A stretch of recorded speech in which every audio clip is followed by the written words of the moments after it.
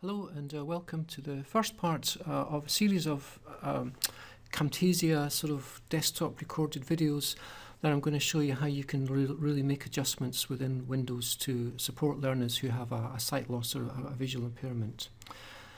So the first one, I'm going to look at how you can customize the Windows desktop.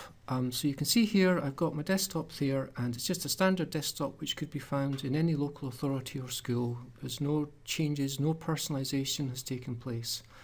And maybe to some users with a sight loss, with a visual difficulty, it could be quite difficult to see. The icons are quite small.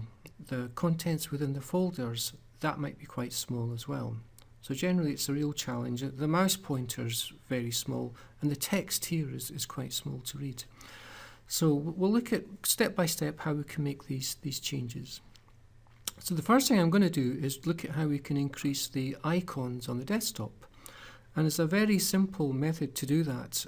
Obviously, if you have a touch screen Windows sort of surface, you might be able to pinch your fingers and make that bigger, although I think that's kind of limited. But on a Windows desktop like this, if I hold the Control key down on the keyboard, so I'm holding the Control key down, and with my mouse, which has a scroll button, I'm just scrolling up the way, and as I scroll up the way, you can see those icons are much bigger and easier to see.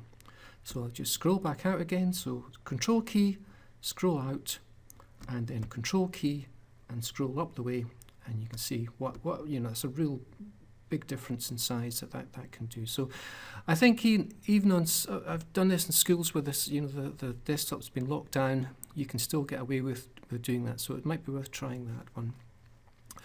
The other way to do it if you don't have a scroll mouse is if I right click and go into view, you can see there's an option for large icons. Doesn't make a big bit difference, but some difference, so that might help. So that's just right click, view, and go back to medium icons, small icons, and you can see the difference that's there. Okay, so that's either by Control and the scroll mouse or by right clicking and into view. Okay, I've got these icons auto-arranged, so I'm going to take that off because I just like to, I'm going to just resize them, and I'm going to drag this folder, Books for All, onto my desktop. We want to see how we can make the contents within a folder easier to see as well. So if I click onto this folder, you can see the icons are quite small inside. Same if I maybe get this folder here, it's got some clicker icons, it's also quite small. So the default possibly is very likely that under view it's probably set at details. So under view and details in there.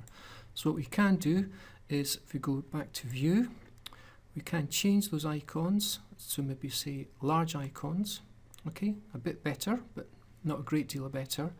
We could then go back into view and we can say extra large icons. So now you can see that's that really has made a difference. The text is still small, but again we'll come to that and we'll look at how we can change the text. But just to see what at least the format of those icons, the content of those folders, you can do that. And the same if I just close that off and go into my clicker folder.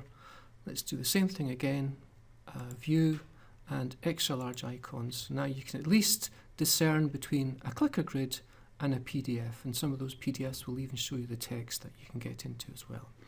So that's just view, and you can just go in and choose the one whichever suits the learner best. You can go in and do that. Now that might be locked down in a local authority, but I think it's a reasonable adjustment to get that changed so that the student can look inside the folder to see those different icons, the information that's in those folders.